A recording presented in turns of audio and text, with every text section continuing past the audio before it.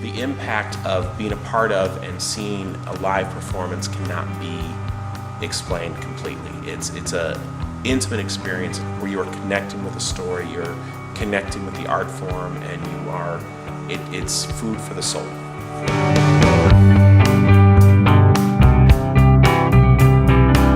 In 1965, Civic Theatre of Greater Lafayette was housed in what we call the Caisson Street Shop.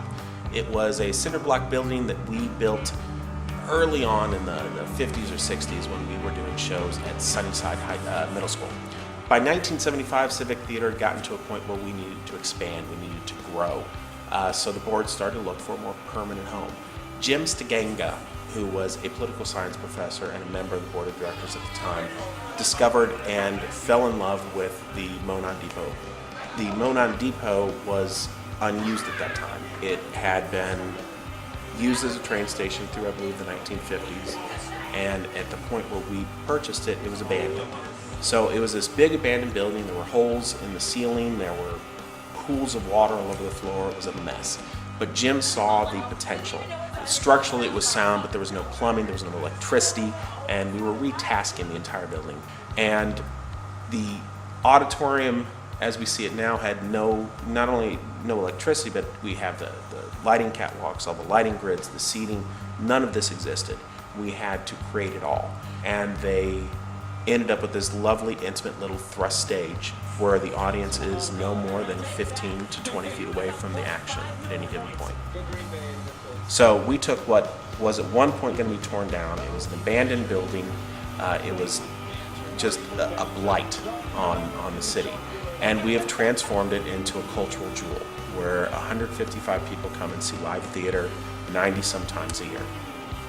Civic Theatre, like any other arts organization, has a strong benefit on the community that we are in. We have wonderful volunteers at Civic Theatre. We have 800 to 900 volunteer opportunities every year, probably 200 to 300 unique volunteers every year. We have volunteers that have never set foot on a stage in their life, taking lead roles.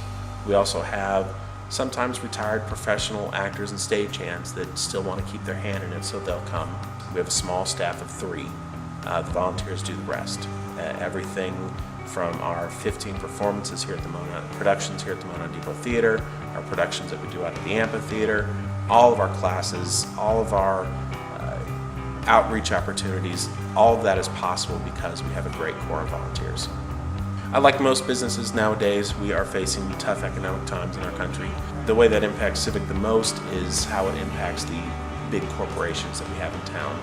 Although they are all still very generous corporations to the community they're a part of, they don't quite have the funds they used to. So we've had to compensate the way we do our fundraising and our business model to be a little less dependent on corporate generosity and a lot more dependent on, first, our patron generosity.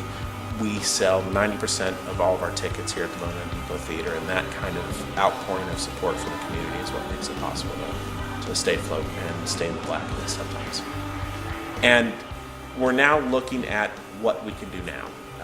Some of the plans that we're tossing around, we're really looking at expanding our educational opportunities. We are giving more and more classes. We're going to be giving adult classes. We're looking at reaching out more into the community and to the schools. We're also looking at other ways that we can just secure our home. The Monon has been our home for 30 years, and we want it to be our home for another 30 at least. What a good arts organization does is it feeds the community's soul.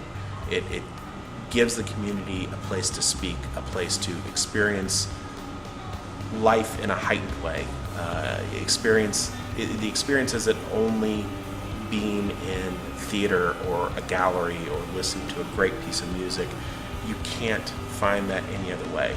That is the kind of connection, that is the kind of art, that is the kind of just visceral moment that makes life worth living.